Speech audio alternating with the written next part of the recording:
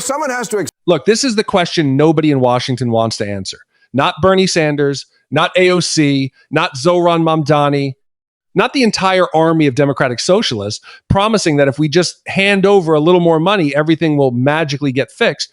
Bill Maher asks one question here that's absolutely devastating. If the government is already taking trillions of dollars, if the rich are already paying massive amounts in taxes, then why are poor Americans still getting crushed? Why are families still... And while Bernie Sanders has been saying the rich do not pay taxes for about 40 years now. Bill Maher pays 60%. The top 10% pays 72% of all federal income taxes. The bottom half pays 3%. But sure, the rich do not pay taxes. Totally accurate. Keep saying it. It is clearly working as a political strategy given how well the last election went. Meanwhile, the Democrats have delivered Social Security, unemployment, Medicare, Medicaid, Obamacare, disability, housing subsidies, nutritional assistance, $5 trillion collected in federal taxes last year alone. And somehow America still needs pop-up medical tent clinics modeled after programs designed for the poorest countries on earth. Doctors Without Borders in America in 2024, after $5 trillion. That is not a failure of taxation. The money is there.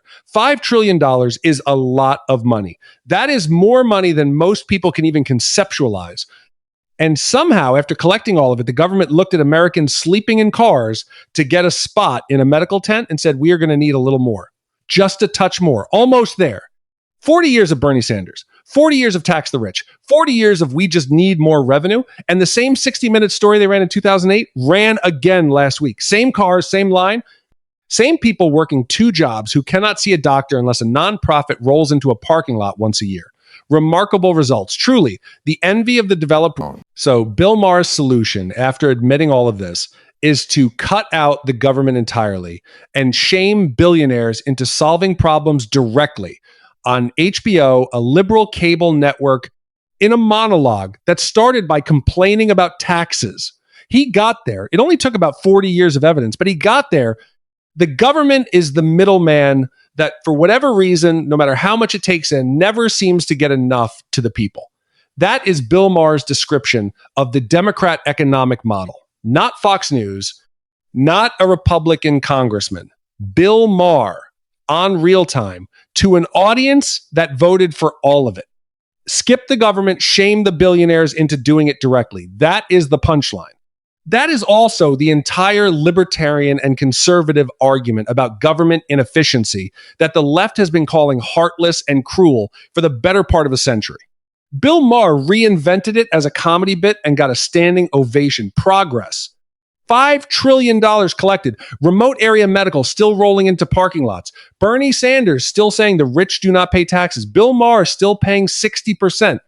Nothing has changed since 2008, except the Lego Titanic now costs $680, which is an educational toy because you learn it sucks to be poor. That was the joke. It was also the entire Democrat economic record in one sentence. Funny how that works.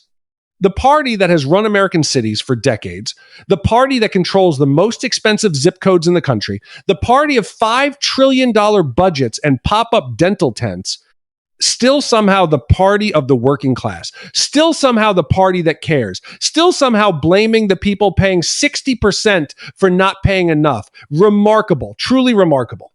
We should all be very grateful